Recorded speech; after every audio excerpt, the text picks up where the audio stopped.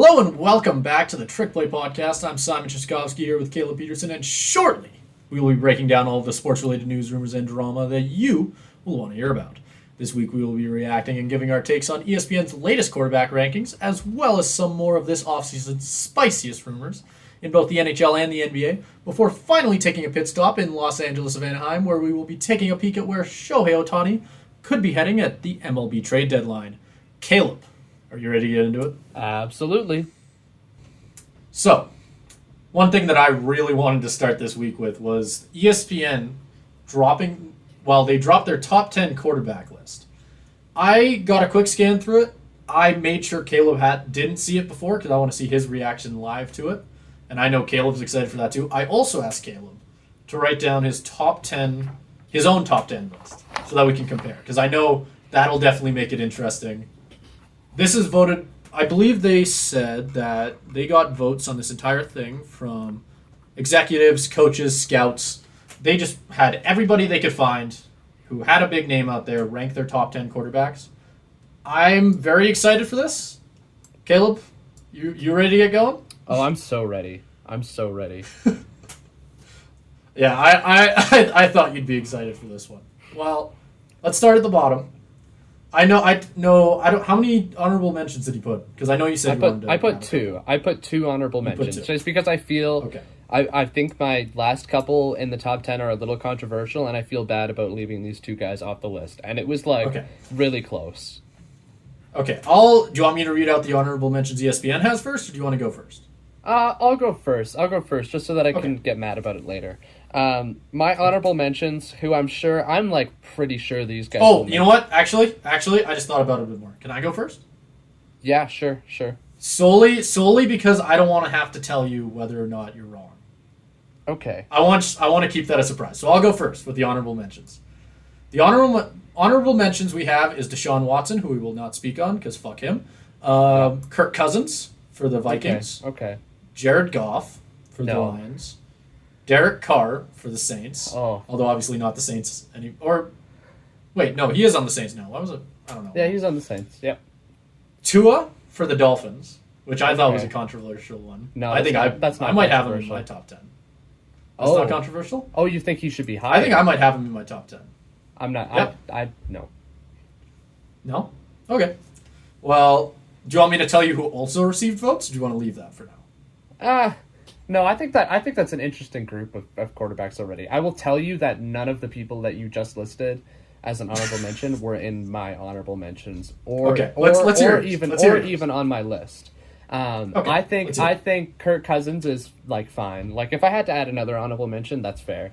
I just don't think of him as a top 10 QB. I know another NFL podcast that I used to listen a lot to, the Around the NFL podcast, had a term called the Dalton line, where it's the Dalton line is your perfectly average starting QB. So if you are better than Andy Dalton, then you're an above average starting QB. If you're worse than Andy Dalton, you're a below average starting QB. I like that. And that's a good system. It is a good system, and I think the Dalton line is now the Cousins line. That's what I think. I don't think he's awesome. I don't think he's. So you would put Cousins 15? Is that what you're telling me? I wouldn't put him straight down. I wouldn't put him 15, but I'd be in the 12 to 15 range. Okay. The 12 to 15. Well, let's hear your honorable mentions because we don't need another 40-minute segment. It's gonna be a 40-minute segment no matter what. Okay.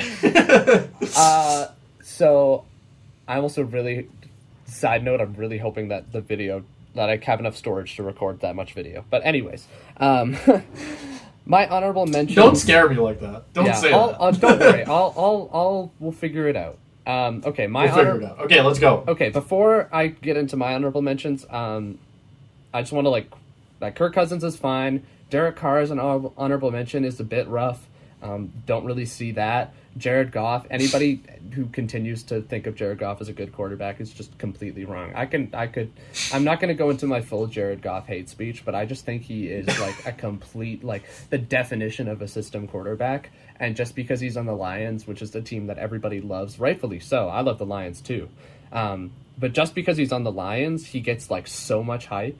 And it was the same thing with the Rams. Oh my God, like the Rams are so good. They're going to the Super Bowl. Jared Goff's a good quarterback. No, he's not. He's awful. He's awful. I feel like giving you the opportunity to rant on every quarterback in the NFL is going to be a mistake, but okay, go on. Yeah, no, I'm sure I'll get to talk about Jared Goff at some other point on the podcast, so I'll save my like big Jared Goff rant for definitely. Them. But yeah, I just think it's a little bit disrespectful to the other quarterbacks in the league to put Jared Goff even in the conversation. Like anytime I see anybody say that Jared Goff is better than Geno Smith, I like die a little bit inside. He's a system quarterback who can make some good short throws, but he's never going to do anything special for you. And I think a top 10 list has to be about guys who can do something special for your football team. Someone who will elevate your team and win the game because they are there, not in spite of them. Okay, I'll get to my honorable mentions. Yeah. My two are Kyler Murray from the Cardinals. I think Kyler is a really good quarterback. I just think like he hasn't shown like it yet. Like he doesn't have like a defining moment in his career. Like I can't think of a moment when it's like, oh, Kyler Murray is a star because of this play or because he's done this. He's just like I mean the Hail Mary throw to Hopkins was pretty nuts, but that's more on Hopkins than Kyler. And it's just like I also don't love. It's also a Cliff Kingsbury thing with the whole Cardinals being really good at the start of the season. Yeah. And then being like garbage at the end, but I do think that's a little bit on Kyler too. Like I do think Kyler. He's not consistent enough. I think that's the word you're looking for. Yeah, he's not consistent enough. And I just don't think. I do think because he's still young. Like he's not. Yeah. He's only been in the league like 3-4 years. He's a guy who can make it into this top 10 in if the Cardinals play way above expectations this year, like even if like the Cardinals are a 6-win team, but Kyler like drags them to some of those wins, like I'll put him on my top 10. Like I wouldn't be ashamed of that. Yeah.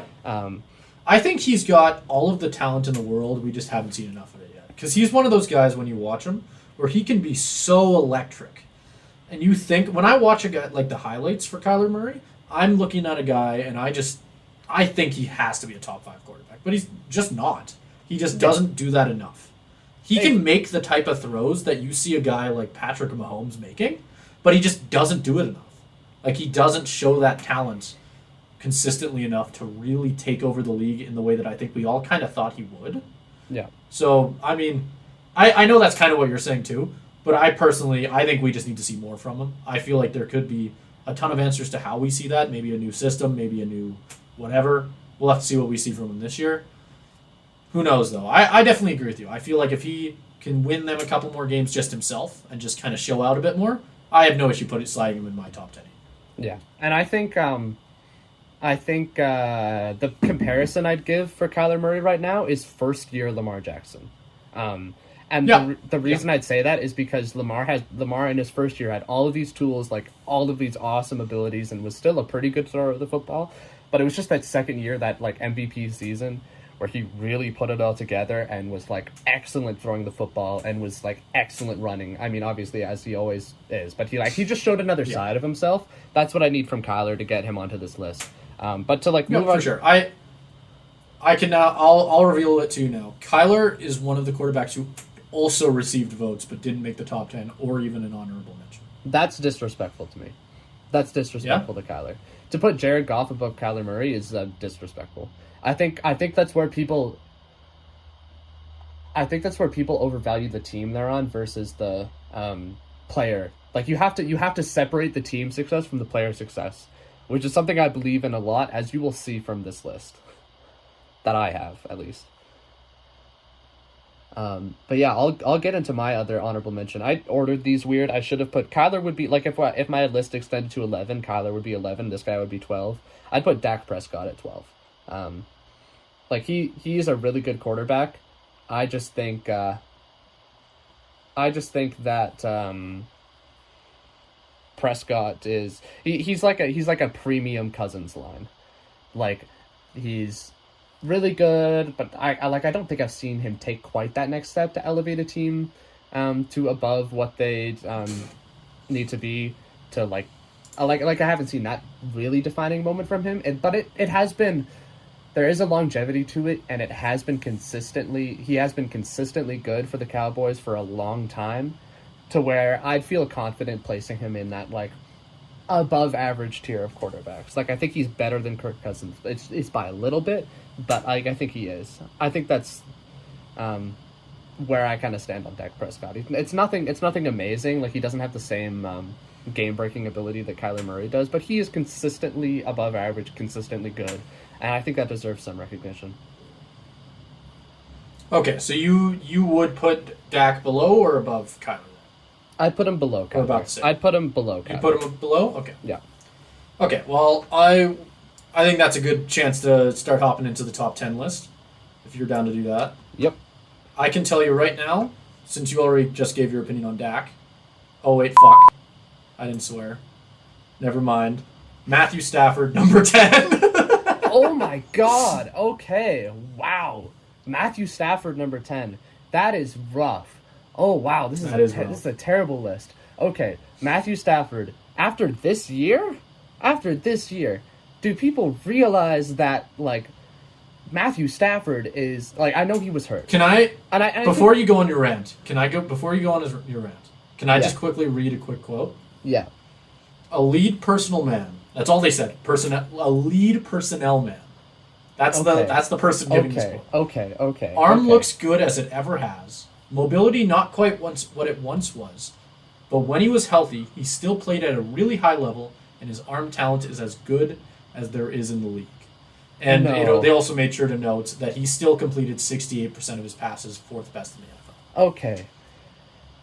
Am I saying Matthew Stafford is a bad quarterback? No, not at all. Like that Super Bowl season, if you said top 10, I'd be like, I don't see it, but I'm not going to get mad. It's just after this season, yes, he was injured. So, like, the Rams' failure was not entirely on him. As well. Yeah, a lot of injuries on the Rams as well. But, like, it just wasn't, like, he still had Cooper Kupp. He still had a lot of the pieces. And it's just... So where would you put Matthew Stafford? I wouldn't even give him, like I'd put him below Dak and Kyler. I'd put him below Kirk Cousins. I'd put him below Tua. Put him below... I don't know. I just don't see... There's a difference between Lions Matthew Stafford and Rams Matthew Stafford to me. Lions Matthew Stafford is an underrated guy. I don't think that's a controversial opinion either. Yeah. No, I don't think it is either. Lions Matthew Stafford is a guy who's underrated, probably should be top 10, but maybe not thought of in that way. Rams Matthew Stafford is a guy who is kind of... He's riding out the end of his career, and, like, he's still playing at an awesome level. Like, if you see that throw from the Super Bowl that he made, where he, like, pulled some Mahomes garbage with that no-look throw, like, that's awesome. Like, he is a great player. I always look back to the play that he made in Detroit, where he tore, like, his shoulder, and then... but his, like, they were 1 yard away from scoring, and he just threw the ball with a torn shoulder. Anyways, that's insane. He's just not at that level anymore, where he's continually elevating his team. And I mean, he's 35, right? Like, exactly. I don't think anyone expects him to. And he doesn't need to be that for the Rams. He just needs to be a good game manager, and you will get that out of Stafford, no questions. Yeah, he is very much good enough to still lead a team into the playoffs with the right guys around him. Whether the Rams still have that, we'll see. But other than that, we can move on. I kind of spoiled it. Number 9, Dak Prescott. Okay. Wait. Let me just say something about Matthew Stafford before we move on. I think, like, you said something that I think fits this perfectly, and I think I need to say it because I think it frames the rest of this conversation. He's a good game manager that can get you to the playoffs. That is not a top 10 quarterback to me. A top 10 quarterback does more than game manage. A top 10 quarterback can take a non-playoff team and elevate them into the playoffs. And I definitely agree with you. Exactly. I definitely agree with you. I don't think I'd have Matt Stafford on my top 10 either, just knowing who's on the outside. Because while I think I'm probably higher on Stafford than you are, based on what you said, I still probably would put him below a lot of people that they have on the honorable mentions. Yeah. So I don't disagree with you. Yeah. You already spoke on Dak Prescott in yours. What do you think about him being around 9? Do you have any issue with that? I'm not going to be mad about it. I just think it's a little high. Yeah. It's not upsetting to me, but it's like, eh. Do you want to get into my 9 and 10, or should we finish the ESPN list first? If you want to give your 9, go ahead. Oh, 9. Yeah, you haven't said your 9 and 10. Yeah, for sure. Okay, do you want to hear my 10 is going to be, I think, the most controversial pick. And I'm ready to hear your reaction to this. Okay. I don't even... Can I do a guess? Yes, you can have a guess. You're saying controversial. Yeah. I'm going to guess either Justin Fields or Daniel Jones. You got it right on the money. Justin Fields. Yeah. Not surprising to you? No, I don't have issue with that. Yeah. I think, for me, it's kind of what I was saying before, to where I don't, you have to separate team success from player success. Justin Fields carried the Bears. The Bears were terrible, but Justin Fields kept them in every single game, and he had nothing around him. Darnell Mooney was his number one receiver. Darnell Mooney, love him. He's not a number one receiver. Offensive line, terrible. He's running for his life every single game. They are definitely going to be one of the more interesting teams next year, because obviously they brought in DJ Moore, right? Yeah. That's going to be such an interesting move for me, because you're giving a really good quarterback, like you mentioned, a really good receiver for the first time in his career. I am really excited to see what he can do with that. I have no issue with him in number 10. Who's your number 9? I'll get you to guess this one too. Was I right? Daniel Jones? No, I don't think that highly of Daniel Jones. Okay. Come on. This is a gimme. This is a gimme? This is a gimme. Oh, Geno Smith. It is Geno Smith. And okay, I don't think am I a homer? Yes. Am I that much of a homer for putting Geno at 9? I don't think so. The only reason because I'm biased as well and I know it. The only reason I don't disagree with it, I feel Justin Fields is above Geno for me. Okay. If I was making my own list without any bias, I think I'd have a really hard time squeezing Geno into the top 10, honestly, because I really like your pick of putting Justin Fields up there. I think Justin Fields could really be 9 for me, on most things. And then, you get to 10, and in my head, I'm thinking Dak Prescott. That's, the perfect number 10 quarterback. You know what I mean? Mm. He is, the ideal number 10 for me. Okay. I feel like Geno is, 11. Okay. A close 11. I can see that. Do you want to hear, my justification for putting Geno ahead of Dak? Because I do think they're similar styles. I do think people can come after me and be like, oh, but Geno, you said the same thing, you want a quarterback to elevate their team, and you're thinking of flashy players like Kyler or Justin Fields, and Geno isn't that. Geno is not that, and I'll fully admit that. But I do think that Geno does elevate his team, because I think you have to look at what this Seahawks team was expected to do. Geno wasn't given the benefit of the doubt at all. And did he have 2 great receivers in Lockett and Metcalf? Yes, but he was also given. He wasn't given a perfect roster. Geno still had to make the most. He had everything against him that year. We shouldn't get into this too much. We could go on this rant 1,000 times, and we probably will. Yeah, but Geno there was no expectation for him to be good. And I think there was people, including me, thinking that we should go with Drew Lock. Isn't that wild? Yeah, and I think I do think. To separate how much he exceeded expectations versus just where he stands as a quarterback in the NFL, I do think that you just have to compare it to Russell Wilson's last season in Seattle.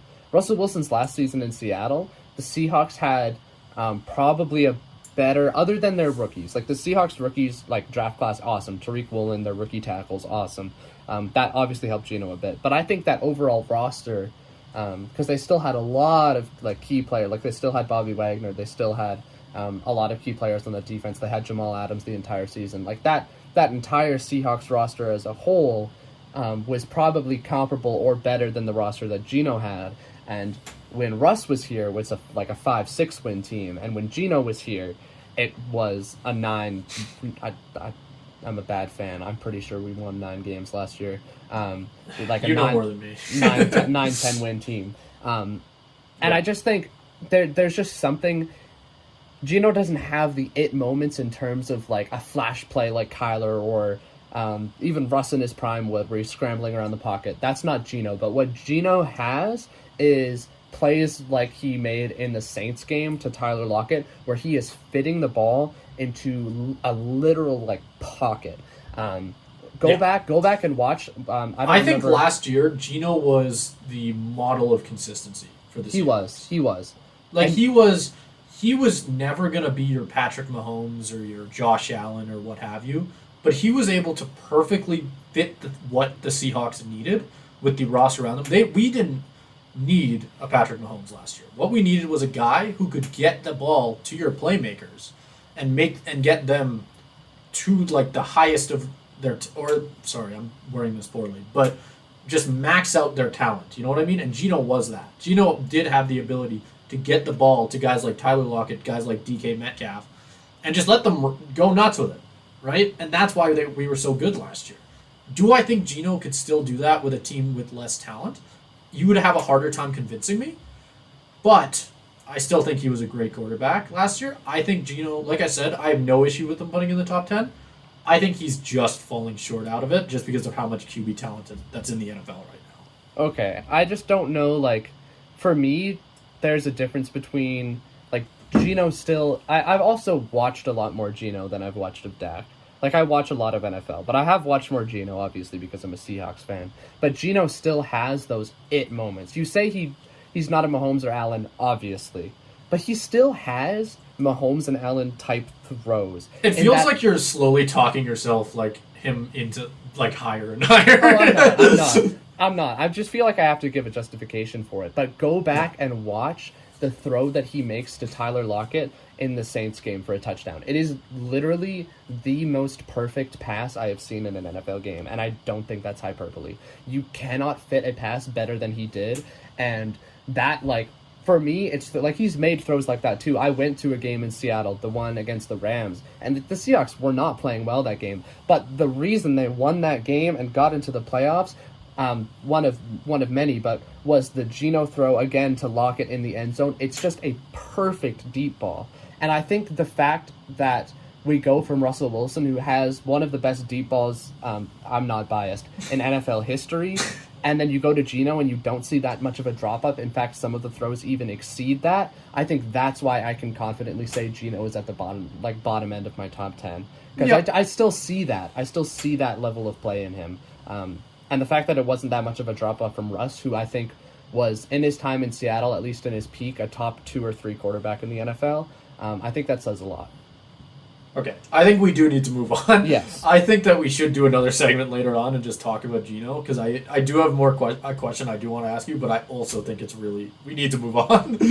We have a long list ahead of us. Yeah. Okay, well, I'll give you number 8 and number 7, and you can give me your 8 and number 7. Okay. We can compare. Okay. Number 8 for the ESPN is Trevor Lawrence. Okay. Number 7 is Lamar Jackson. Okay. What did you have? Okay. So that's not that far off of what I have. My number 8 is Aaron Rodgers. Oh, wow. Yeah. Okay. That's wild. I guess that's controversial. That is controversial. I can tell you right now that I don't agree with that. Okay. I have my own opinion on Aaron Rodgers. I think he's overrated at this point in his career. I don't think he can Aaron Rodgers is an all-time great quarterback, but like, I don't know. He's going to have a few good seasons on the Jets, but I just see him falling off a cliff. Okay. But we can talk more about Aaron Rodgers later on. I can tell you that. Okay. But my number 7, funnily enough, is the person ESPN had at 8, Trevor Lawrence. That's not that far off. I don't at all disagree with Trevor Lawrence at 8. That's fair to me. No. He's one of those guys who's like, in my head, I think like 7, 8. You know what I mean? Like, he's just above the Dak, the,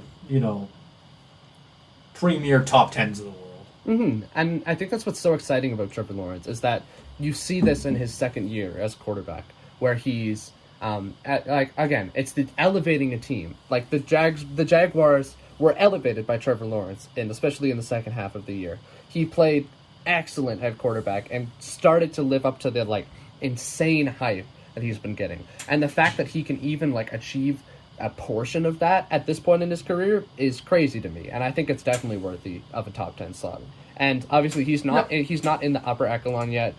He's not changing the sport like a lot of these other quarterbacks are.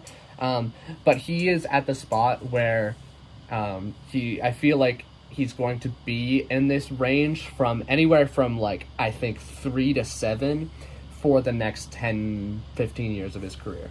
I think that's where I see Trevor Lawrence. Yep, and I have no issue with that. We can talk about Lamar Jackson in a second because as a wild prediction, I feel like you probably have him at 6 or 5. Am I right? I'm not going to confirm. I won't confirm nor deny. Okay, well, do you want to talk about him now or do you want to wait? I want to wait.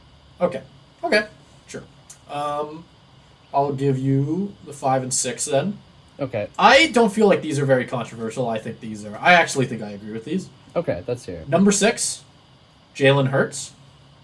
Yep, that's exactly where I have him. I have him at 6 as well. Okay. Number 5, this guy, I think I'm higher up on him just because I feel like with a bit more talent around him, he could definitely exceed this. But I think ESPN is lining up with me here. Is this Justin Herbert? It is Justin Herbert, yeah.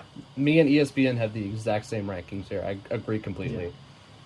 Yeah. Okay. That's like, well, I'll talk like for a second about that. Like I think I'm proud of ESPN here for not overrating Hurts after his Super Bowl performance. Like Hurts had an all-time Super Bowl performance. Awesome, great game. But it's still one game.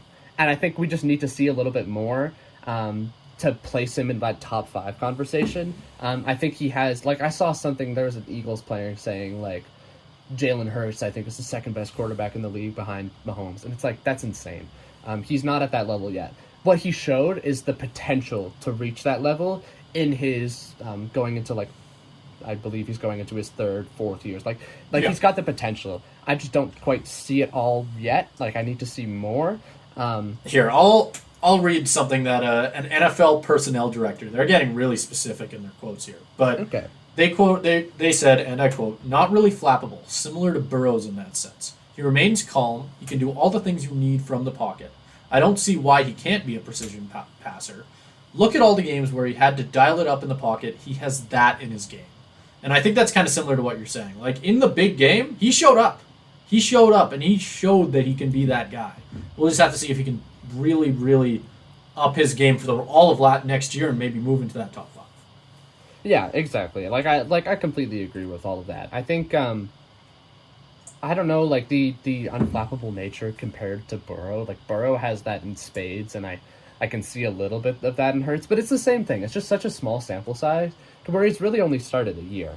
Like you can make that same argument where it's like Fields, I guess, like he's only really started a year or two too, but there's the difference between the top 5-ish range and like the bottom of the list. But I think Hurts has shown enough to get. Can I just say, mm-hmm. I'm really excited for your opinion on this next couple things. Okay, I think this is where already, the fact that you haven't said Lamar Jackson yet is already getting me excited for what you're gonna have here.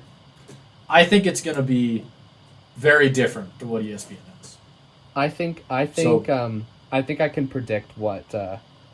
I think the top 3 of my list will be relatively the same, and I think it's wherever Aaron Rodgers slots. Who do you think's 4? I think Aaron Rodgers is 4. You are right. Okay, that's what I thought. That's just. Do you want to? Okay, how about we can talk about Aaron Rodgers. You can give me your 4th. I think I know who your 4th is. my 4th is Lamar Jackson. Yeah. We can talk about that, and then I'll reveal the top 3. Because I think, at least for me, I don't know if I'm crazy for thinking that one of these is kind of controversial. We'll have to see what you think on it. Maybe I'm wrong, but there's something in here that's kind of shocking to me. So we'll get to that. But first, number 4, Aaron Rodgers. You have Lamar. Why do you have Lamar? I have Lamar because Lamar is again, I keep using this, but he's a special player that elevates his team. And I don't know. Aaron Rodgers is just so much more. Like we'll just make this a comparison. Lamar and Rodgers. Actually, I did mention this when we get to A-Rod. I did want to read you out a quote. Can I read out this quote? Okay. Let's hear the quote. This is a quote from an AFC scout, and I think this is super interesting to me because I'm curious what you're going to think on this. Considering, where did you put A-Rod again? 7 or 8? 8. Right? 8. Now that I know that, I feel like you might agree with this more. But this is what an AFC scout said. I think everyone is afraid to say he declined a little. He's still a great thrower and sees it really well, but he's more like ranked 8 to 12 for me. Yes, like exactly. That is that Yeah. puts it better. That puts When my I opinion read on that, Rodgers. That's like perfect. when I read that, I think that is an insanely controversial opinion. I think it's a controversial opinion because Aaron Rodgers has been held in the same like level as God for these years. Like, Well, he did win back-to-back MVPs. Somewhat undeserved. I really don't. Okay, we don't need to go down this road. Okay, so overall, I do have, Caleb does not agree. Let's go. Okay, like You're at 30 minutes. Yeah, I don't know. For Aaron Rodgers, I'm thinking it's tough. I'm trying to keep my personal opinion out of it because I really do not like Aaron Rodgers as a person. I think I think he's an asshole. I'm trying to keep that out of it. I think Aaron Rodgers has just been held at this level for so long because he was put on the same level as Tom Brady, right? Like they were always compared. Tom Brady has more playoff success, but there was always the thing. It's like Aaron Rodgers is the most talented quarterback in history, whereas Tom Brady is the best quarterback in history. Like I've heard that a bunch, and I just think that we're not like that AFC scout said it perfectly. There was a decline. There's a like we can say like again I completely agree. You separate team success from the equation, but the Packers missed the playoffs, and like that's just unheard of in Aaron Rodgers' career. No matter what roster he has around him, you can say he didn't have receivers. He's never had receivers. We're looking at the same. I still think he's a great quarterback. There's a reason I have him at 8. He's still a great quarterback. I don't think that's going to change. Yeah. I think it'll be very interesting to see what he can do with the roster of the Jets. He could blow up the league and prove me wrong. Like he's Aaron. He's Aaron freaking Rodgers. It could happen. Yeah, I actually feel like I'd probably slide him right in the middle because I don't disagree with a lot ESPN has. Like, other than maybe the top 3, I feel like there's one change I'd make, but I feel like I'd slide him behind Justin Herbert and Jalen Hurts. But on this list, I don't think I'm as high as on Lamar. I feel like he has a bit to prove this year. He'll have a bit more help to do it, but I feel like 7 for Lamar is fair, and I'd probably put A-Rod above Lamar. That's my list, though. That's just my personal opinion. I don't know. There's something. Other than that, I don't disagree with what you're saying. There's something. I feel like he did fall off, but he's still A-Rod. He's still A-Rod, but he's not quite the same. Whereas Lamar is tough to judge this year because of injury, but Lamar still has he is a special quarterback. He has something that no other quarterback has. When you look at Lamar, you have to game plan for him. Like I just remembered the Seahawks-Ravens game a few years back. The reason that the Ravens won that game was entirely Lamar. And he does that time and time and time again. And that's why you see this Ravens team just fall apart without him. They are true. They are not good without him. They are awful. Can I also say I feel like I can relate to that as someone who played Madden 20 back when the running was stupid and everybody was stupid quick. Everybody online would just take Lamar Jackson and just run you into the dirt. Yeah. Because he was a one-man team. He's a cheat code. He's a cheat code. He's a cheat code. Yeah, he's literally a Madden just create your own player, break the league. Are you ready for the top 3? Yeah, I think I am. I'll say just one last thing about the Lamar versus Rodgers debate. Because I think that's the one. Honestly, I don't see that much issue with this ESPN list. 9 and 10, they can have that middle range of quarterbacks is so hard to rank. I'll have my own issues with it, but that's not what the focus of it is. It's more on the top 10, and I can agree with a lot of them. I have a lot of quarterbacks in the same slots. It's Lamar versus Rodgers that I think is the biggest difference between the two lists. Yeah, and I'm to be fair, you are supposed to look at where these quarterbacks are now. But, I can just, if we're going into this season, I do not see if both quarterbacks are fully healthy, I do not see a season where Aaron Rodgers outperforms Lamar Jackson. Wouldn't make any sense to me. It wouldn't make any sense to me if that happened. Okay. It's possible. I just You ready? don't see it happening. Yeah. You ready? Yep. Okay. Number 3, Patrick Mahomes. Wow. I'm kidding. Wow. It's not. It's Josh Allen. Okay. Okay. That's I was kind of hoping you'd say really, but it's okay. that's yeah. Okay. You had me for a second there. Yeah. That Josh. What do you think about Josh Allen at number 3 though? That's okay. I'm not mad about that. Yeah? I have Josh Allen at 2, and I think you can guess what the rest of my list is from there. Yeah. But like I'm not upset about that. I think Burrow is insane. You know what? I'll tell you.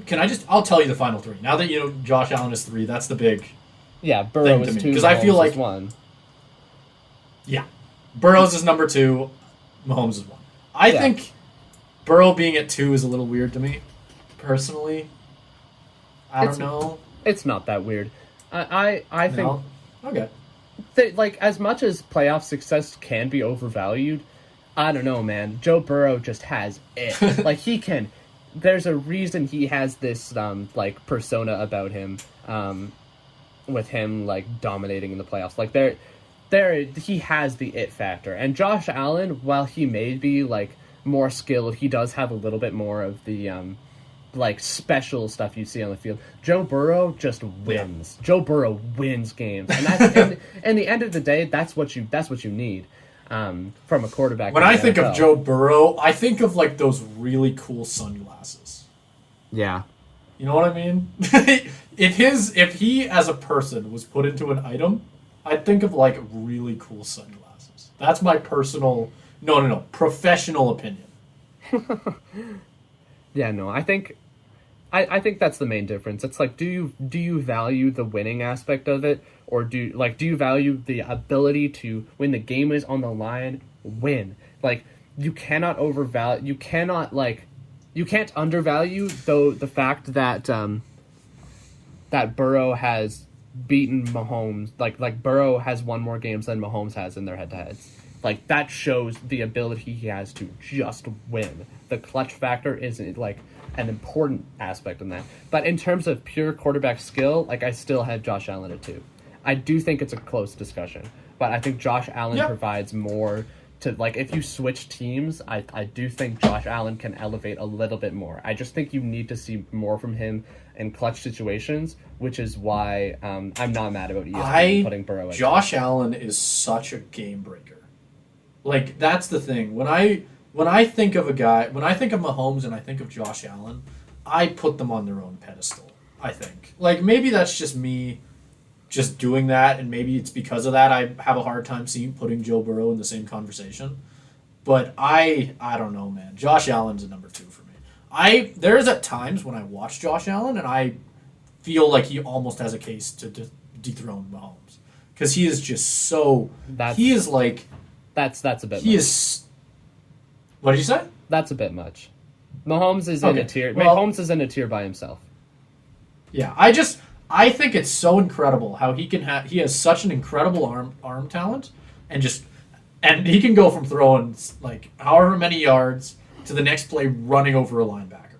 There is something about that play style that I just love. You know what I mean? It's flashy, it's awesome. I love to watch it. He's one of my favorite quarterbacks to watch. I have a hard time putting him above Burrow. I don't know, Simon. You say that, but then you rank Lamar lower. Like, I think Lamar has more of what you just described than Josh Allen does. Except instead of trucking a linebacker, he's juking a linebacker. Trucking linebackers is cooler. Okay, sure. Buddy. And we don't even need to talk about Mahomes at 1 because Mahomes. No, we don't. It's not. And we're at 40 minutes. Okay, let's end it there. Yep, we're good. There are not many times in any sport that I can think of where, other than, like, I can compare it to when Gretzky was traded, where somebody who has an incredible season, people are calling it the greatest season in their sport of all time, and then he's on the trade block? You don't see that very often. That's not something that is it's not a common thing.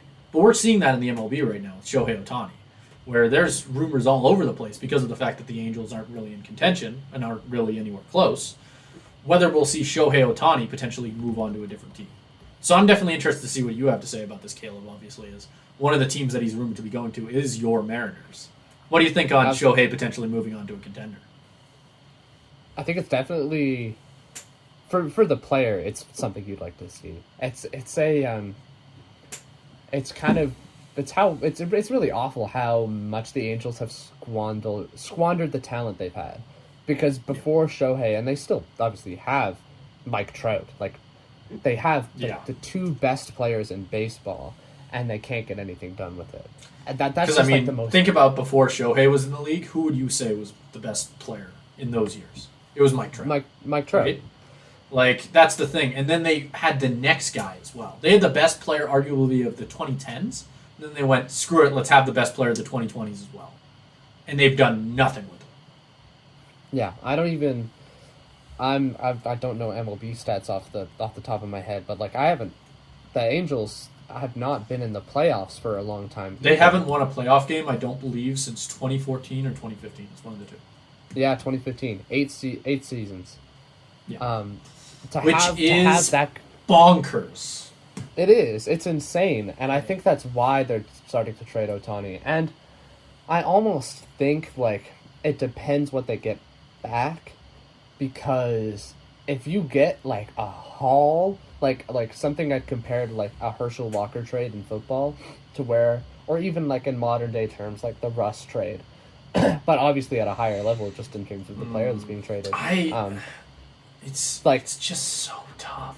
You know, it's how do you move a guy like that, right? Like nothing is ever going to be enough. Obviously, baseball is different than other sports. It takes a team to win, and obviously we could talk. I feel like that's half the conversation here, right? There's a reason they're not winning despite having Mike Trout and Shohei Ohtani. But it's just like, God, why? You know what I mean? Like, there's you could get 100 first-round picks and you'd still have me going, like, none of those guys are going to be Shohei. None of them. You know what I mean? Like, there's no way that you can possibly hit that marker to truly make it worth it. But that's the situation you're in when you're the Angels. You just can't build a good enough team, no matter what you try, to win around your two superstars. And it sucks. It really is just the worst situation. Yeah, it really is. And I mean, as a Mariners fan, I'm not too upset that the Angels aren't doing good. But yeah, no, it's definitely, like, it's a shame more for the players than anything, just to see their talent being wasted. Like, you haven't seen Mike Trout in the playoffs as much as you should. Like, and you haven't seen Shohei in the playoffs at all, right? Like, that's just so disappointing. And I feel like that's where the trade rumors are coming from. I don't even know if it'll actually happen. I feel like it just feels like such a... As a neutral fan, if you're not an Angels fan, you almost feel a little bit of relief just for the player, right? Like, just to be like, finally, like you're gonna see him. It feels like in hockey terms, McDavid leaving the Oilers, if that ever happened. Oh, and it's the same. Like, well, it's because McDavid and Draisaitl on the Oilers are the same. It's the same situation as Ohtani and Trout on. It's definitely similar. Angels. The only difference is they actually were able to meet the conference because it's two different sports, right? Like, in baseball, you have usually about 4 or 5 starting pitchers, like a starting rotation, and then you have 9 players through the lineup. And even though Ohtani is the first guy in your lineup and the first guy in your pitching rotation, you still have 4 more guys in that starting rotation and 8 more guys in that lineup. Obviously, I'm disvaluing Trout when I say this, but you have so many more players that just matter so much more. It's not like people are getting different amounts of ice time or field time or what have you. You're going to still struggle, and that's what sucks, because we're just seeing these incredible players not get anywhere because they're playing with basically bags of pucks. Yeah, and that's what's really rough to see. It's really interesting to see, like, in sport in general, how this has become a trend, because you can bring up McDavid and Draisaitl, and I know, again, I'll bring up an example in a sport I know literally nothing about, but going into the World Cup and seeing Messi and Mbappe playing against each other in the, like, Argentina-France final, and then realizing that they're both on PSG. Like, that, to have both of those players and not be able to, not be just, like, wrecking the league with it, shows how much of a team sport it really is. Those are the teams that win you. I already know we're going to be absolutely burned to a crisp by any soccer fan who just heard you say Messi. But I said Messi. No, you did not. Messi and Oh my god! I said Messi. I think that's on your end. Come on. Oh, that's why I said Messi afterwards, because I just started shaking my head in the small amount of European in me. Come on, I know enough soccer to know Messi. Like, okay. Messi and I wanna just like wipe the slate clean. We don't talk a lot about soccer here. We do not need to start a war. If I really did mess it up that badly, I'll extend an olive branch by calling it football for the rest of the episode. That'll be the meat in the middle. Yeah. Okay. Well, okay, we can end this off by just quickly. The biggest thing that's been thrown around, and I follow a couple of guys who are Yankees fans on Twitter, so I've seen plenty of this, trust me. What do you think of when you think of an Ohtani Yankees pair up? I hate it so much, it makes me want to cry. So do I, but I want to hear your opinion on it too. Okay. Because as a Blue Jays fan, I can rant to the stars about how much I hate the Yankees, but I want to hear yours. This is why I hate baseball. I mean, there's other reasons. I don't think it's the most exciting game.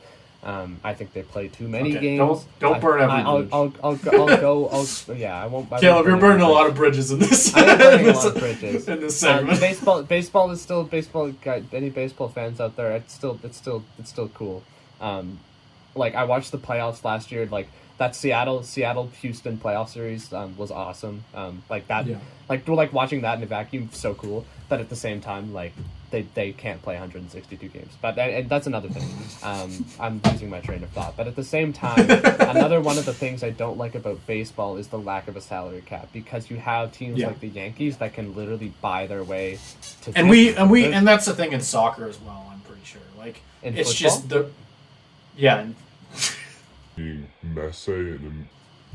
and in football.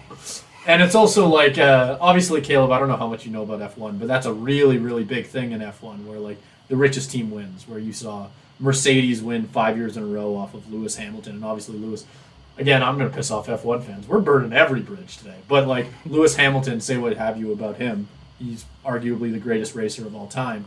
But was he winning because of how good the car was, or because of how good he was? Like, it's with that one, you can go down that road. You could fight with me about that one because I'm on the how good the car was argument side of that one. But anyway, I don't even know what I'm talking about anymore. Yeah, salary cap. Salary cap. Yes. Yeah. Get a salary cap. Yeah, seriously. Just because just do it. Because we talked about, like, because we don't talk about baseball a ton, but the last baseball thing we did talk about was the A's moving, and that's the flip side of the issue, right? Yeah. Like, can you like, obviously it's never gonna happen because Ohtani would want to play for a contender, and the A's are the absolute opposite of that. They are terrible. But imagine what a player like Ohtani going to the A's would do for that franchise. Like, that would reinvigorate the franchise to an insane extent. And that's what I kind of like about having a salary cap, is that can happen for any team. Like, look at the NFL. And look at the NFL and NHL. Like, there is some level of parity into where, like, it's not the same teams winning every year. And when they do, it's because of some other reason. It's not because the Patriots paid their way into winning. It's because they had the greatest coach-quarterback combination of all time. That's why they won.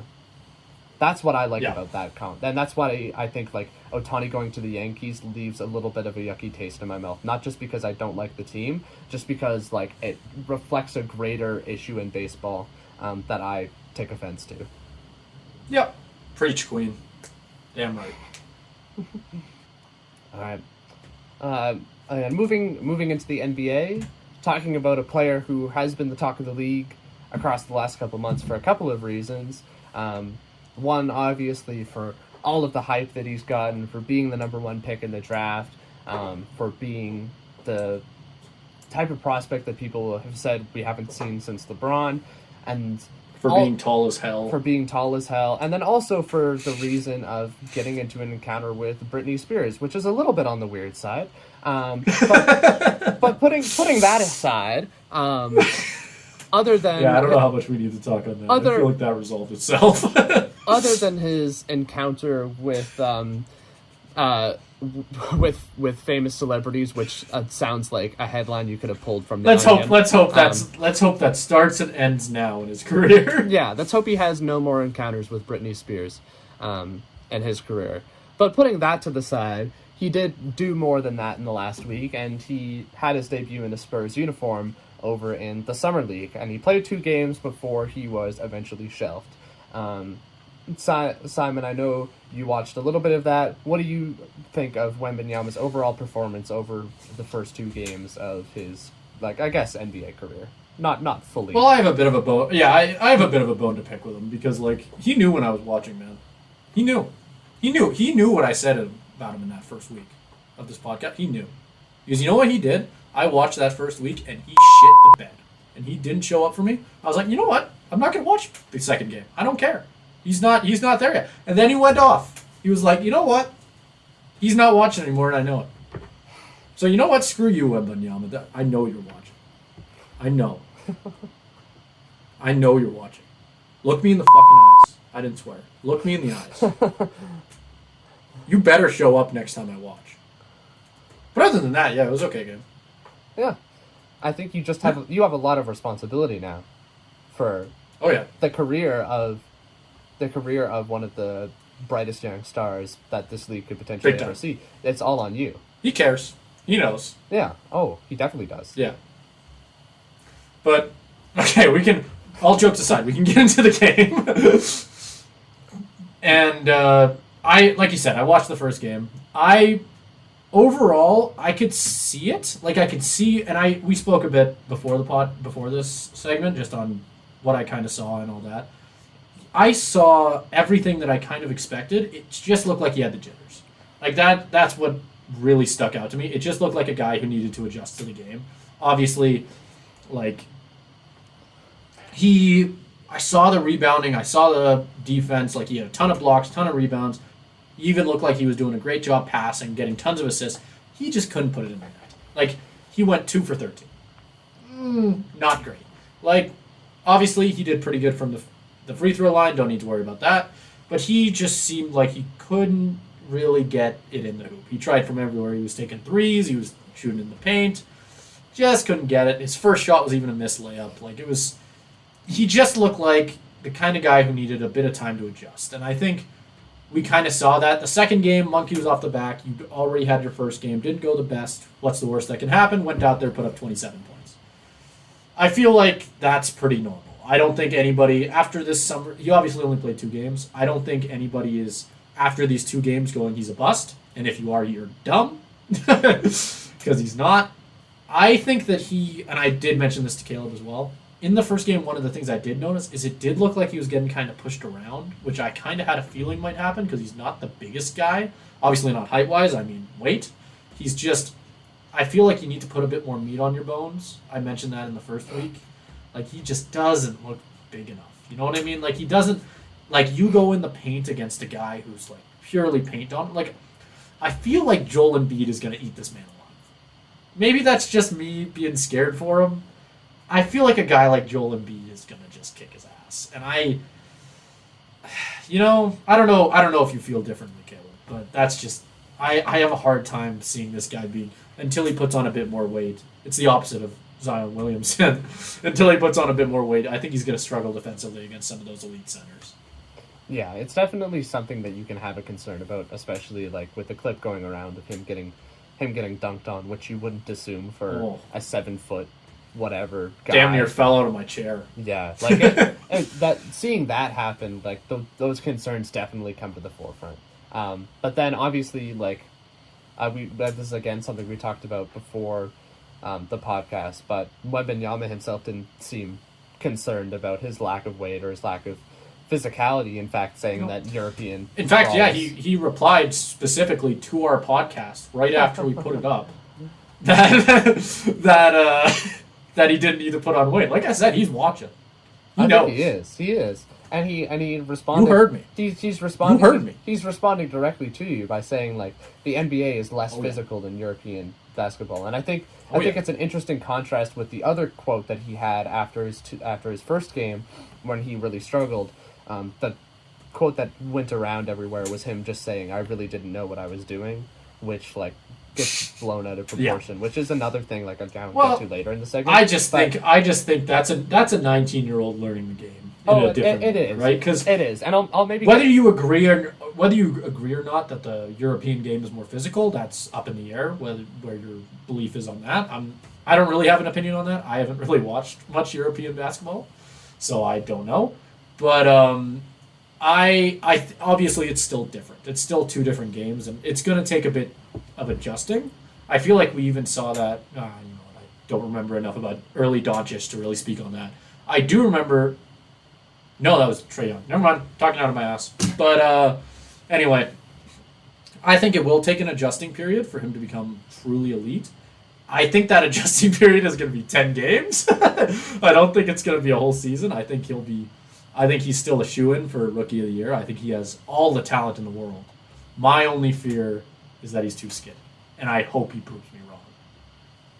Yeah, and I think it's interesting because I think the one point I'd have against you there, Simon, is just looking at his first few games, at least from Wembanyama's perspective. Again, I didn't watch as much as you did because I only really saw like a few clips of it. But like just looking at it from Wembanyama's perspective, in terms of his concerns with how he played, it was less about the physicality of it and more about the conditioning. Like his issue was that the fast pace of the game was what was dragging him down. Yeah. That he wasn't able to keep up, and he needed to work on his conditioning. Like I feel like that's an interesting counterpoint. Like, is it the physical part, like he needs to put on weight, that he's struggling with, or is it just that he's not adjusted to the fast pace of NBA basketball? The reason, and you know what, I like I said, I didn't watch Game 2, so I'm now reading about it just to kind of get myself caught up. I want to go back on something I said because reading this gives me a bit more comfort. Because what I'm reading about, because obviously I have an article, I sent you the same article, and it has both games, analysis of both games, just as a quick reminder, because obviously it's been a week. And in the first game, it repeats exactly what I said, where it was he had difficulty posting up and had the ball stripped away from him multiple times when backing into the paint. He just struggled through contact and against physicality, and that's kind of why I was worried. But in the second game, obviously, it talks more about how he created space with his handles in the post, which is something that obviously has been talked about as he dribbles like he's a point guard, and he used his height to his advantage and often would get his own rebound. Like, that's the type of stuff I want to hear. Because the issue I had in the first game is while a guy like him, when I was thinking of Wembanyama, he kept trying to dominate with his size, which was my biggest issue because obviously when you're going to do that, you have to be big. You have to be heavy. You have to be able to push guys around, and he wasn't showing me that. Obviously, when I'm talking big, I'm not talking height. I want to make that clear.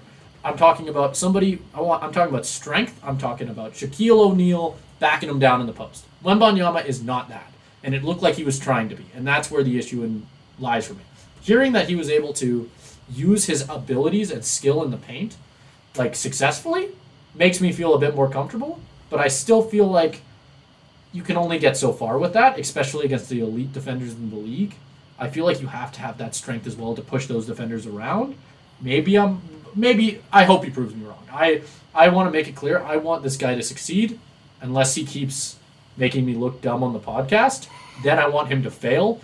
But otherwise, I want him to succeed because he is an awesome player to watch.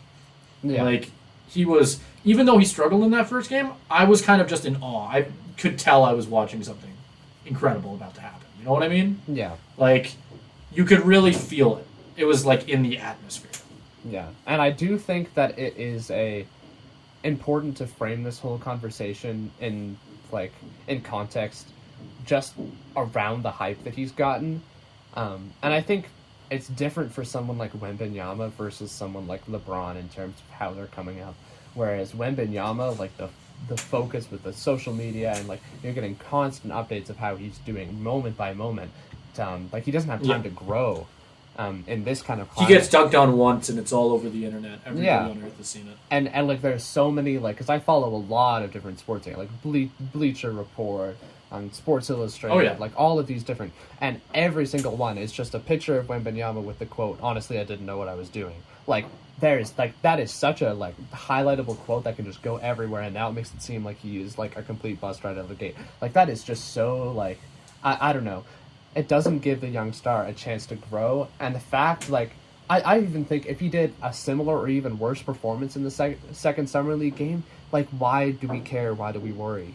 Because, like, he's a 19-year-old kid playing in summer basketball that doesn't really matter. It's a men's game. Like, he will grow as he continues to go into the league, and that's how it is. Like, we've talked about this before with Bedard. I think this was something that I brought up, definitely, is that the rookie year almost can be taken with a grain of salt because there's so many rookies that struggle because of the fact that it's just there's such a physical difference between a 19-year-old and a 25 or 30-year-old that it's just so hard to compete in a league like that even just like the difference between 19 and 20 or 18 and 19 or what have you is so huge, and it's just it's a different league almost, right? Like the second you can go out there and really feel like you can physically match up to the guys you're playing against is the day that you will start playing well or start playing to that level. And whether Wembanyama, obviously, maybe it'll take a year. I'm saying, like, I feel like my expectations for him are not necessarily that high, but I also don't feel like even if he doesn't match that in the first year, I wouldn't be calling him a bust. Yeah. I think he's the type of player that will grow with time.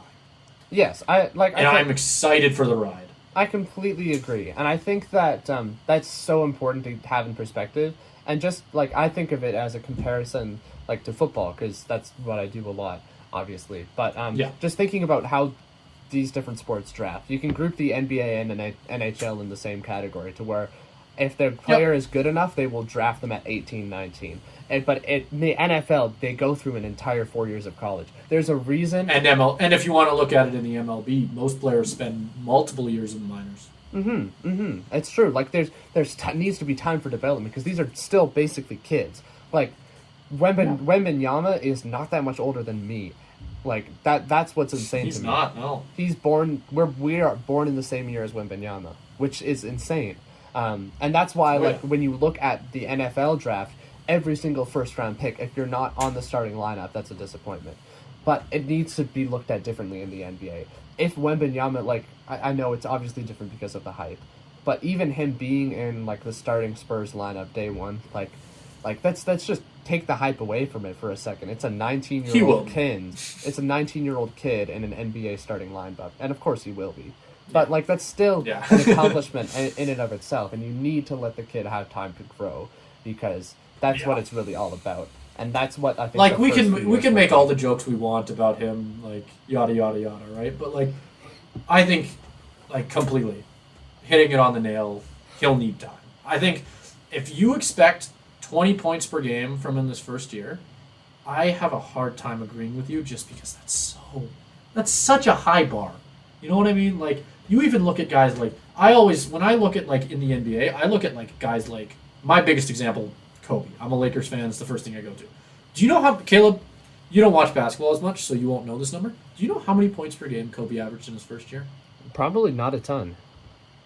Take a guess. I'm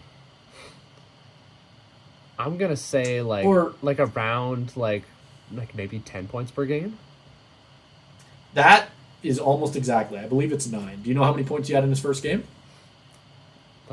I have no clue. I have no clue. Just shot in the dark. What do you think a prospect like Kobe Bryant and what he became had in his first game? Judging by how you're framing this, I'm going to say not a lot. I'm going to say like 5. He had 0. Oh, yeah. Now all of a sudden, Wembanyama hitting double digits rebounds and 6 blocks starts to sound pretty good, huh? Oh, yeah. No, seriously. Like that's the thing. I feel like there's so many people already calling him a bust, and it's so give him time. Like obviously LeBron was different. LeBron came into the league 6'8", 250 pounds. of just pure muscle. He came at 18 into the league with a 25-year-old body. That's different. Wembanyama is skin and bones. Yeah. Have mercy. Like, give him time. You know what I mean? He has the body, even though he's 7'4" or 7'5", he has the body of a 19-year-old. It'll take time. Like, the day that he has the body of that can compete with all these guys, he will kick ass. And the day that comes, I will be eating popcorn and enjoying the hell out of it. And you will be too. But calling him a bust this early is just not right. Yeah, it definitely isn't. And it's like, I completely agree with the point you're saying about LeBron. And I don't know, the comparisons to LeBron just do Wembanyama such a disservice because that's such a high bar. LeBron is the best. It's also like, LeBron is legitimately the best prospect ever because when he was 17 and 18, he looked like he was 25. Yeah. He looked like he was going to come into the league and dominate because he was going to. Like, you have to understand, when he was not in college, when he was in high school, he looked like an NBA player because he basically was. Right? Yeah. Like, that dude was 250 pounds in grade 12. And it was muscle. Like, that's the difference, right? Like, that's the biggest difference between when I look at a prospect like LeBron and a prospect like Wembanyama. LeBron was immediately built for the NBA. Wembanyama, still think he will succeed. Like, early, I still think he'll be a great prospect. And I still think he definitely has the potential to be an all-time great. I just think it's going to take a bit longer. Yeah, and I think an important thing to add to that LeBron side of the story is, like, you have to remember LeBron was like a legitimately NFL potential high school tight end. Oh yeah, yeah. That guy is that. Not that even guy he was is a wide built. receiver. I'm pretty sure. I think he wasn't even a tight end. Was no, he? Wide receiver. He was a 6'8" wide receiver. That's insane. That's insane. Yeah. There was talks when they. I don't remember if it was. I believe it was a lockout of some kind. But there was talks of LeBron potentially playing in the NFL during an NBA lockout, I believe, with the Seahawks. I don't know if you knew that fact. Oh yeah, no, I saw that. Yeah, like there is LeBron was a different monster. You know what I mean? Like, it's and what I can promise you we won't see Wembanyama in the NFL. Yeah. No, but like it's just like LeBron was solid. Like, he was NFL solid. You know what I mean? Like. And that's Wembanyama, we're gonna have a hard time getting there. LeBron is like a freak in that way. Wembanyama is a freak in a different way, but in a way that needs a little bit more refining for the NFL or for the NBA. Sorry, I'm getting my sports confused now. I'd also argue it would take a bit more refining for the NFL. This is true. I'm sorry. I'm getting off the rails now, but I found a quote. I don't know who said this, but I'm reading an article about LeBron's high school football, and apparently one scout compared. I feel like I already know the quote you're going to say, actually. Compared him to a taller, slower version of Randy Moss. That is the quote everyone says. Yep, I've heard that one 1,000 times. I have never heard that. That's insane. Have you not? No, I've never heard that. Well, think about it. 6'8". Yeah. It's not like he's slow. Yeah. Oh, yeah. Oh, I guess. I'm seeing the actual, like, the original source of it now, like the newspaper clipping. The one number one football prospect in Ohio. Yep. Oh yeah, LeBron was that guy. Like 60 passes. I mean, if you want to go down that rabbit hole, we can go down that rabbit hole another time. But like, LeBron really, really was that guy. He could have played in any sport and dominated. Yeah. Right? Like, put LeBron in bowling for his whole career, you would have seen the bowling goat. No more strikes ever. Baseball, I'm sure he'd figure it out. Like, he just was that type of athlete. LeBron, like, there is absolutely... I feel like we could go on and on about that. And it's just... The overall final thesis, it's just not fair. Like, it's not fair to make that comparison. It's a solid... like, absolute beast of a man versus a guy who's the only reason that he's seen as the same kind of prospect as LeBron is because he's 7'5". Yeah. Like, he has it all. Like, I'm not trying to bring him down by saying that. I'm just saying it's not fair. Mm-hmm.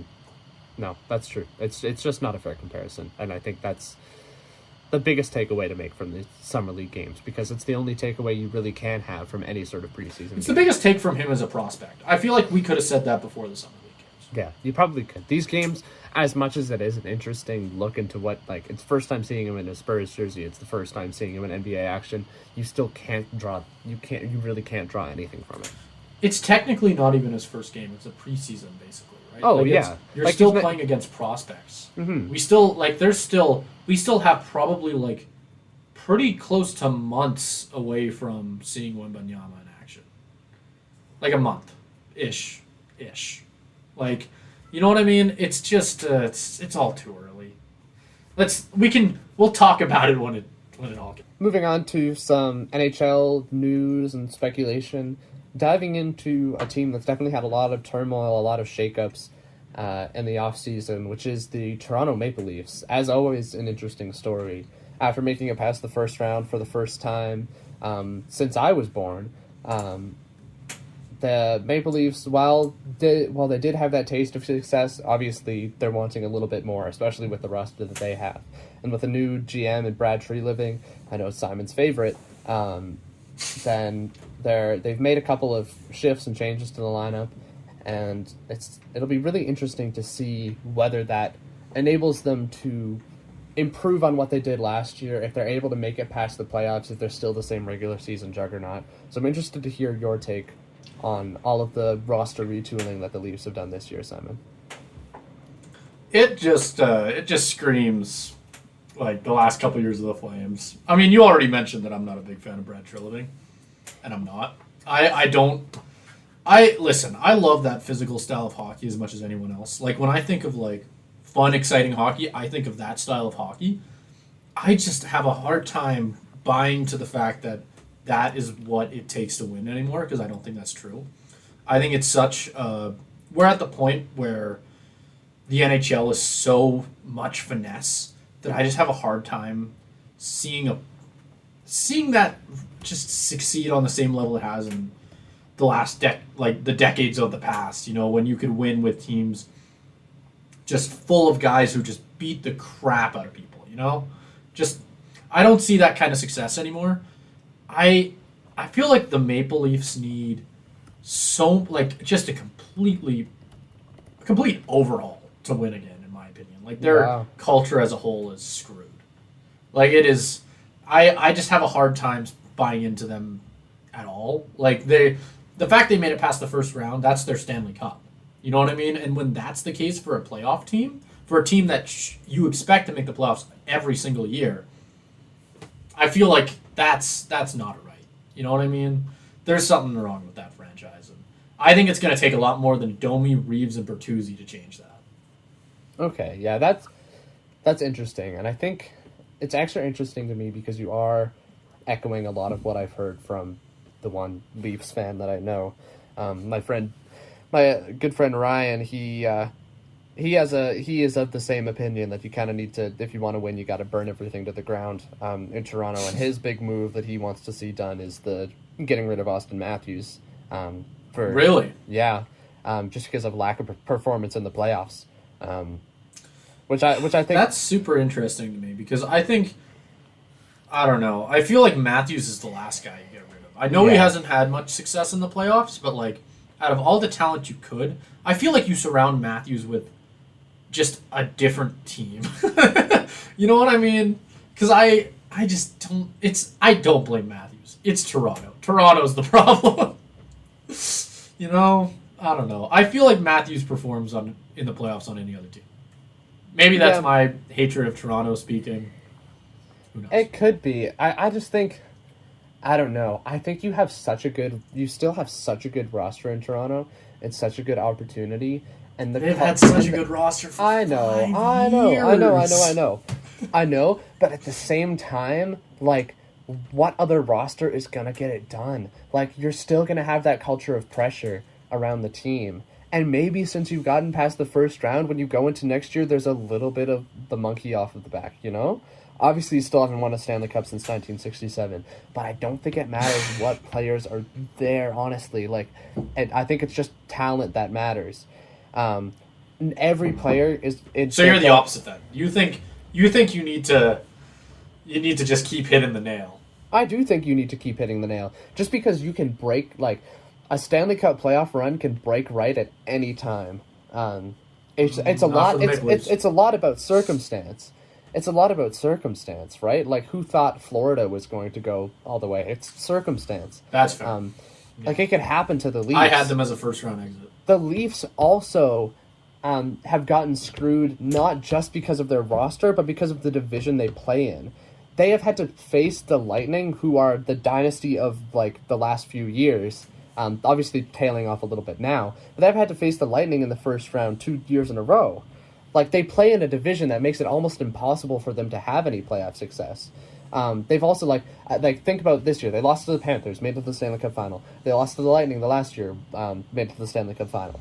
Like, it is interesting. I do think the Leafs are almost like Oilers East in a way, in that way, where they just have so much talent. It's just, like, circumstance does, like, The Oilers, I think, are a little bit more, their roster isn't built as well, but... I feel like, I agree with you there. I feel like that's a hard comparison to make for me, because the only reason that's even comparable is because of Matthews and McDavid. Yeah, I think so. I do think it's comparable in terms of how much regular season hype they have, and then going into the playoffs and disappointing. And also, both teams have had the misfortune of losing to the eventual either Stanley Cup champion or Stanley Cup runner-up in the last couple of years. Like, think about the Oilers had the same thing. Lost to the Avalanche, they won the Stanley Cup. Lost to the Golden Knights, they won the Stanley Cup. It's like they had tough matchups. Okay. Yeah, no, I see what you mean. I have a hard time comparing those two teams just because I think Toronto is way more talented, like you said. Like, if you hadn't made that point, I feel like I would have I would have gone off on you for a bit because I completely disagree with that, but you fixed it by saying that. Just because when I look at those two rosters, I look at Edmonton where they have a great top six, but it falls off a cliff. You know what I mean? And then you look at the defense, and it's just not there, other than, you know, Darnell Nurse, which is what have you. Like, it's two very different teams to me. I mean, goaltending, I don't know.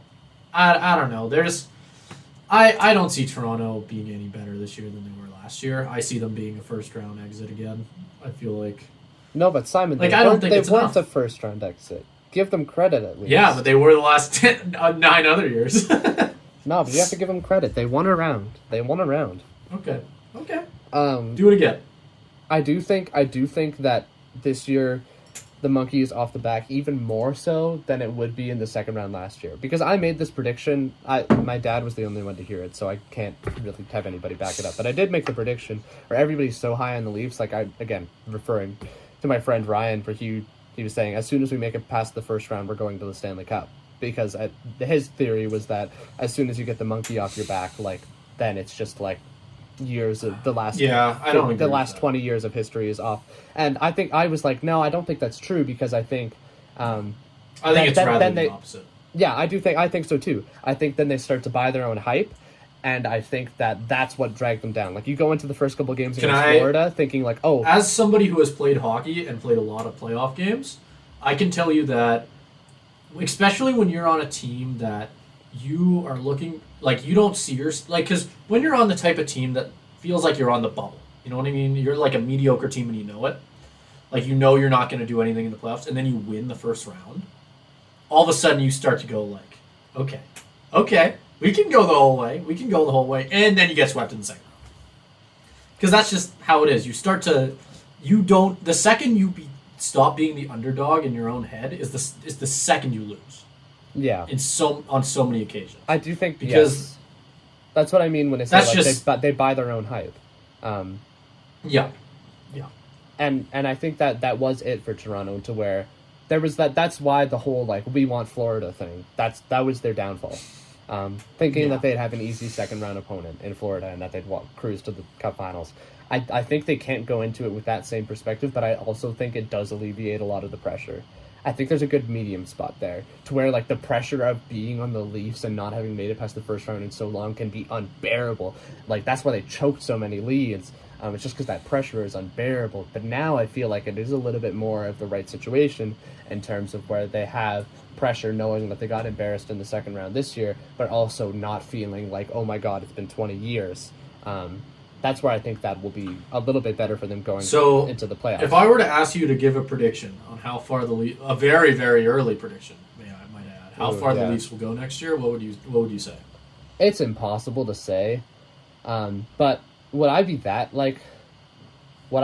shocked if they made it to like conference finals? Like, no, not really. It's just the division they play in for me. That's the biggest downside to it. Like making it to the conference finals. But the division doesn't matter as much when it comes to the playoffs. Yes, it does. Yes, it does. Yes, it does. It matters more in the playoffs, because the first round matchups are not the same. If you're like a 2 seed in the Atlantic Division versus a 2 seed in the Metropolitan, you're not playing the same level of competition. Like you're gonna be playing. Like you're playing the Lightning versus you're playing like the upstart Devils. Like it's not quite the same. I guess. That's where I'm like that. That's why the Leafs have had such a tough time. I think even more so like 2 years ago when it's like, oh, the Leafs have had such a great season. Oh, you're playing the defending Stanley Cup champion Lightning. Easily one of the best hockey teams ever created. Yeah, you're playing the 2-time defending Stanley Cup champion Lightning, and they took them to 7. Still, true. They took a lot of teams to 7 though in their run of first round exits. No, that's fair. That's fair. But at the same time, I think it still says something about the team, the fact that they were able to push the Lightning that far, and then the Lightning still went on to the Stanley Cup. I still personally, I am the type of guy where, cool, you did it once, do it again. Right? Because there's 1,000, you need to prove it to me still. That's the way that I look at a team like this. And when you look me dead in the eyes and say, I will prove it to you, I will prove it to you by adding Tyler Bertuzzi, Max Domi, and Ryan Reeves. Okay, Simon. Like, I don't know. You're that. What do you know what I mean though? This is the question I was going to ask you though. So I pulled up the lines from the Leafs lines in the playoffs. I pulled Game 1 versus Florida because that feels like a good bar on where their roster was last year. So just looking at gains versus losses, who's still on the roster versus who they let go. The big losses they incurred were, I think you could put it as like Bunting and O'Reilly. Those are the big ones. And then I think losing O'Reilly is so huge. Yeah. Just because I love O'Reilly as a player. I think I said this in our NHL free agency thing, but I think he's the type of guy who can fit on any roster and just improve it. Like, he is an excellent two-way center. Like, he's just one of those guys where I think the hole that he leaves on this Maple Leafs roster is not one that can easily be filled. And I think we're going to see that next year. Okay. I think that a big reason they made it past the first round is from having a guy like him in that. I believe he was top 6. I'd be shocked if he wasn't. But, like, I think having that kind of guy just behind your already incredible center core was so huge for that team that I just have a really hard time. That's what I mean when I talk about my issues with the additions that they have here. It's just, like, I don't know, man. It's so tough. It's so tough just looking me in the eyes and say, listen, I know we lost O'Reilly, but just give Bertuzzi a chance. You know what I mean? Like, that's tough to me, you know? Like, and Max Domi, he's been underachieving most of his career. Like, it's hard. Well, I guess you know what? I might be talking on my ass on that last. I think the nuance that's missing there though is that you're adding O'Reilly as a center to a team that's already stacked at center with Matthews and Tavares. But that's okay. Where did you said you had the lines for the playoffs? Where was O'Reilly playing? Third line. Third line? Yeah. Okay. I still think O'Reilly is gonna. That's such a big hole, even if it was a third line center. I don't know. I think you're gonna, because you got to realize he's gonna go to the Predators and be a first line center. Like, he is a first line center. I don't disagree. Like I think I'm maybe like a little bit less high on O'Reilly as you, but I still think like losing him is huge. But at the same time, I do think that adding Domi and Bertuzzi just balances them out like a lot more because you've been looking at the lines from game one. You've got Matthew Nees starting on the first line, Calle Yarncroke starting on the second. Like it just makes them such more of like a much more balanced team, in my opinion. Okay. Just in terms, I don't disagree with you there. Like you don't have the pressure of putting Nees up on the first line anymore. True. Yeah, that's true. Okay. Yeah, I get that. I definitely do get that. I don't know. I think they're gonna miss O'Reilly when things hit the shit hits the pan. Okay, I'm trying to find something that I think would be interesting because I do also think you do have to take into consideration like you think losing O'Reilly will wreck this team. But you do have to consider that the Leafs are still a very, very good team before they got O'Reilly. I know. I'm just saying that, but before they got O'Reilly, they still weren't making past the first round, and we have seen better Leafs teams than the team we're seeing right now. Okay, so Simon, let me give you a. I know regular season Leafs is not the same as playoff Leafs. We all know this. Sure. Yeah. But at the same time, I think you are overstating the impact of O'Reilly a little bit. Can I get you to predict? So this is the Leafs wanted the trade deadline last year is March 21st. The first game they played after that, they beat the Devils 3-2. So I should take a win off. But what do you think their record was after the trade deadline? Can I ask how many games they played?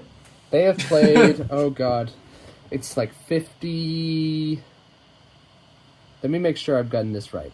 Because I don't remember how many games afterwards. It's about 62. 62, so 20 games. We're asking like 20 games left. I don't even remember what their record was last year. Like, okay, I don't know. 12-8. No. I'm saying what do you think? Here, I can figure that out. But what do you think the Leafs were at before O'Reilly got there? Like how many? Out of 60 games, how many do you think they won before O'Reilly got there? That's way harder. Yeah. Oh, I know. I don't know. I don't think they were. I hate this question, by the way. I know. 35 wins. 35 wins. Yeah, pretty close. About 40. The funny thing is, I just didn't feel confident enough to throw them a bone with the 40 wins by the trade deadline. But okay. Yeah, no, but 40. They were pretty like they were at 39 technically, but like 40 win. Like that's my point. Okay. Is it's still such a good team before O'Reilly got there. Like a 40 win team by the trade deadline is insane. Okay. Yeah, I just have a heart. I definitely see what you mean. There are definitely a more deep team. There's definitely no argument on that. That is the truth. That is just a fact. I just love Ryan O'Reilly so much as a player that I think he's just going to be missed on a team like this. And I feel like you cannot undersell the value of a player like him. And I don't feel like I necessarily believe in the Brad Trilliving style of building a team anymore. I don't think it works in this league. And I think if he proves me wrong and they go far, then I was wrong, and I have no issue being wrong on this one. It's just from what we've seen from this style of teams and what we've seen in the past with the Leafs, I have a hard time. I have a hard time giving them the same praise that you're giving. That's all I'm saying. Yeah, I'm more hesitant. I am trying to be devil's advocate a little bit here, because I am in line with that. Like, I don't think the way that he's building a team works, and I think there are better ways you can do it. And I do like Dubas's approach overall a little bit better. I just do think that the moves Treliving has made in a vacuum here are still solid. I think for me, it's more of a lateral move than anything. You're giving up the overall better player in O'Reilly to acquire a greater amount of depth and balance for your roster. I think it's about a wash. Hi, how's it going?